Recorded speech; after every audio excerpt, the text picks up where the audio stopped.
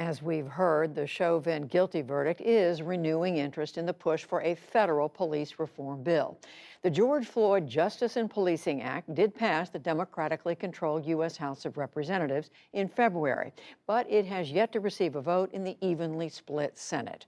To learn where things stand, we turn to our own Lisa Desjardins.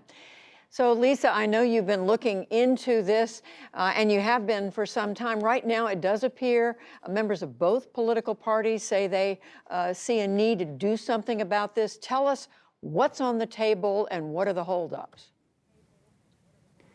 Judy, this is an absolutely pivotal moment in Congress on this issue.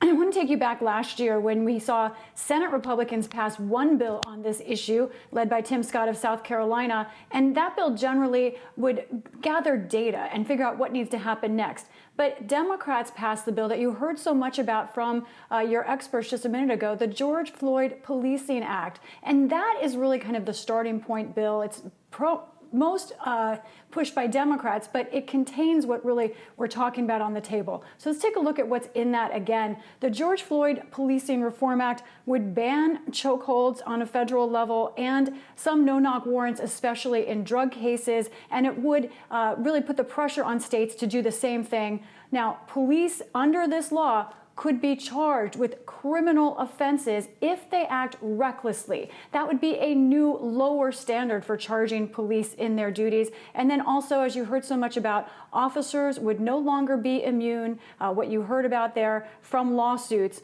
Families instead would be able to sue more ably, more quickly in courts for any unconstitutional actions against them by police. Now, what's happening now? Behind the scenes, there are earnest talks happening. There are three main players here. One, Karen Bass, House member from California, former head of the Congressional Black Caucus, also Senator Cory Booker of New Jersey, and then they're talking with Tim Scott, the Republican senator from South Carolina.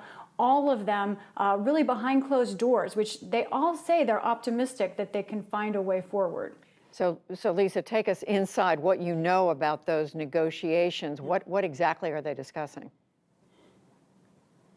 We got a little bit of insight today. The key hangup is on this issue of qualified immunity that we're talking about. Let's look at where things stand and what the issue is here. Democrats' bill, that George Floyd Act again, it says that, again, officers could be sued for their conduct on the job. The Republicans' bill last year said no. Officers should remain immune from lawsuits. Now, it seemed like a red line, but Tim Scott today, the Republican, said he thinks it could be a compromise with the idea of loosening the standards to sue police forces themselves while still protecting individual officers. Now, Karen Bass says there may be some issues with union protections as well for officers that could be on the table. So they think they can get a deal by the end of May. We'll see. Lisa Desjardins reporting on this critical moment. Lisa, thank you.